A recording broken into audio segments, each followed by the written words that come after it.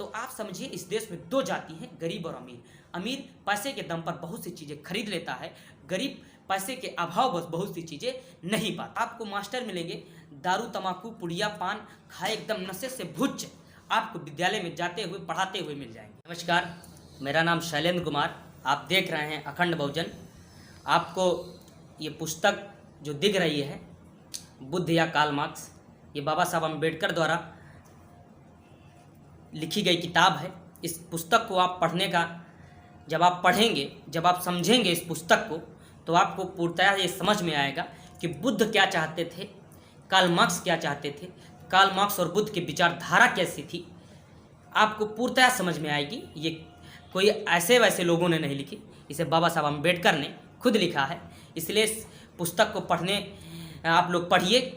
और दूसरी चीज़ें हैं, आज के समय में दो विचारधाराएं जो चल रही हैं इस देश में, दो विचारधाराएं जो चलाई जा रही हैं। एक वो विचारधारा जो इस देश को संविधान से चलाना चाहती है, वो ताकतें, और एक दूसरी वो ताकतें जो इस देश को मनुस्मृति के द्वारा चलाना चाहती है इस देश को।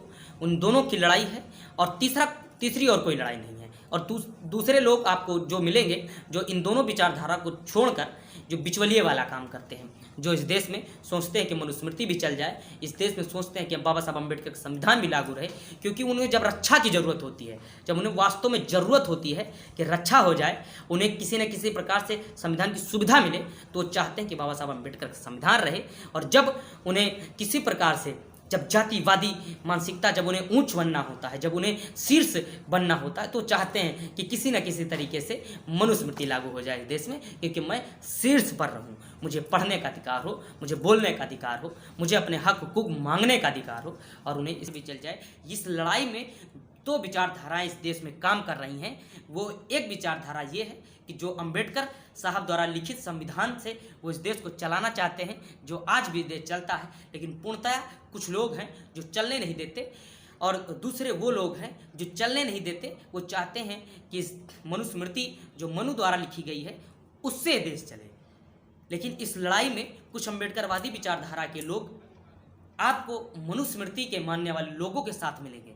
तो मैं उनसे कहना चाहूँगा महोदय कि ये लड़ाई जो है विचारधारा की लड़ाई है। जो कहते हैं कि कई जगह आपने नोटिस किया होगा, आपने देखा होगा कि लोग मारे जाते हैं, पीटे जाते हैं, वो ना अम्बेडकरवादी होते हैं और ना वो मनुवादी होती है, वो बीच के बिचवलिए होते हैं, जो बीच में रहकर सोचते हैं मैं इधर भी रहूँगा उधर भी रहूँगा। आप याद रखें, एक ही मीनार में दो तलवारें कभी नहीं रह सकती। इस बात को आपको बखूबी चिंतित होकर समझदारी के साथ सोचना होगा, समझना होगा। और दूसरी चीज़ें हैं कि आप एक विचारधारा अपना लीजिए। अम्बेडकर को आप जब मानते हैं तो आप याद रखिए, मनुस्मृति को नहीं मान सकते। आप बुद्ध को मानते हैं तो आप अहिंसा नहीं कर सकते, आपको करुणा की भावनाएं रखनी होगी, समानता की भावनाएं रखनी होगी।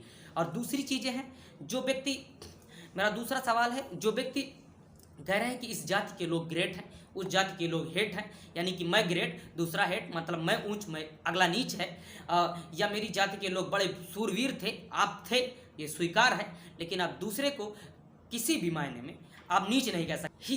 क्योंकि मैं, जो मेरा मानना है, जो मेरा व्यक्तिगत मत ये रहेगा आप सभी के समक्ष, वो ये है कि इस देश में दो जातियाँ हैं, दो चीज़ें हैं, एक गरीब एक अमीर। गरीब आदमी के साथ सदैव अन्याय होता है, ये आप सदैव देखते आते हैं।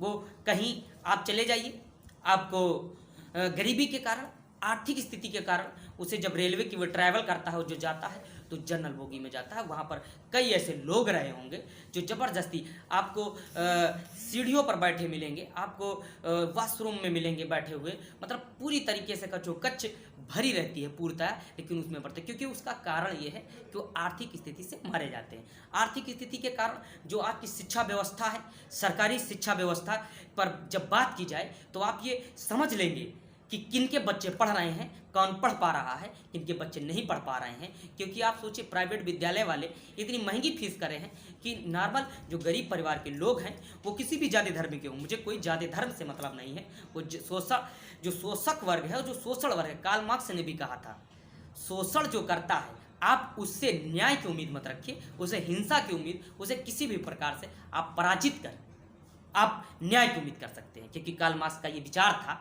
उसने कहा था कि अब आप समझिए, जब विद्यालय की बात एक पक्ष में आती है जब आप विद्यालय की आप बात करेंगे तो उस जगह पर आपको इस प्रकार की चीज़ें मिलेंगी कि विद्यालय, सरकारी विद्यालयों की स्थिति क्या है कि आपको मास्टर मिलेंगे दारू तम्बाकू पुड़िया पान खाए एकदम नशे से भुच्च, आपको विद्यालय में जाते हुए पढ़ाते हुए मिल जाएंगे।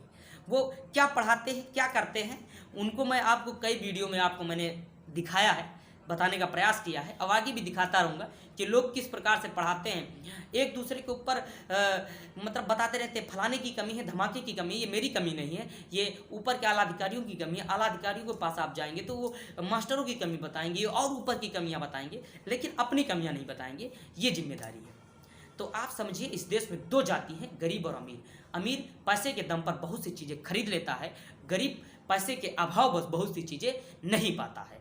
इसलिए एक विचारधारा रखिए और इस देश में एक विचारधारा काम भी करनी चाहिए जो बाबा साहब अम्बेडकर के द्वारा लिखित संविधान द्वारा ये देश चलना चाहिए, जिससे आज हमारा देश चलता है। लेकिन पूर्णतः कुछ लोग नहीं इस देश को चलने देना चाहते, उनसे लड़ने की आवश्यकता है। मैं उन अपने ही भाइयों से मैं कहना चाहूँगा जो लोग दो विचारधाराएं अपनाते हैं, अम्बेडकर को और मनुस्मृति को आजमाते हैं, मानते हैं, और जो वो दो नस्ली बातें करते हैं, उन्हें याद रखना होगा एक विचारधारा में आप रहिए, नहीं आप दिक्कत में आ पाएंगे। और कोई दिक्कत में आता नहीं है, क्योंकि आप बिचवलिए वाला काम करते हैं, तो पिसा बीच वाला ही जाएगा, क्योंकि आप इधर से भी मार खाएंगे, उधर से भी मार खाएंगे।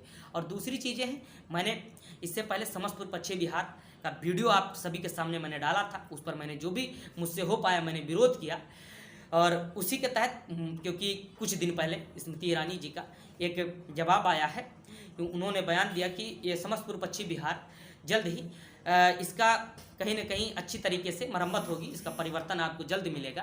तो मैं नहीं कहता हूँ कि इसी वीडियो के माध्यम से हुआ, लेकिन मैंने किया, मैंने अपनी आवाज़ उठाई और कुछ दिनों बाद स्मृति ईरानी जी ने अपना दिया कि मैं इसे समस्तपुर पश्चिम बिहार को परिवर्तित कर दिखाऊंगी, क्योंकि उसका पूरी तरह जो 799 हेक्टेयर में पूरा समस्तपुर पश्चिम बिहार है, उसको आपको परिवर्तित दिखेगा। जो खंडहर के रूप में तब्दील हो गया है, वो कौन से अधिकारी जिम्मेदार थे, वो कौन से नेता जिम्मेदार थे, मैं नहीं जानता, लेकिन परिवर्तित हो जाए, अच्छी तरीके से हो जाए, क्योंकि पर्यटन स्थल है, एक रिसर्च सेंटर है, क्योंकि पीएचडी स्कॉलर भी जाते हैं, तो उनके लिए सुविधाएं हो जाए, पर्यटकों के लिए भी ये कहीं ना कहीं अच्छी तरीके से सुविधा हो जाए।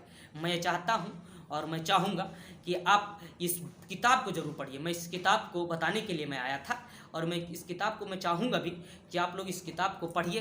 बाबा साहब अम्बेडकर द्वारा लिखित ये किताब है Buddha and Karl Marx, Buddha और कार्ल मार्क्स ये किताब है। इस किताब को आप पढ़िएगा तो आपको अंदाज़ा लगेगा कि ये किताब क्या कहती है, बाबा साहब अम्बेडकर क्या कहते थे, और कार्ल मार्क्स बुद्ध क्या कहते हैं, पेरियार क्या कहते हैं।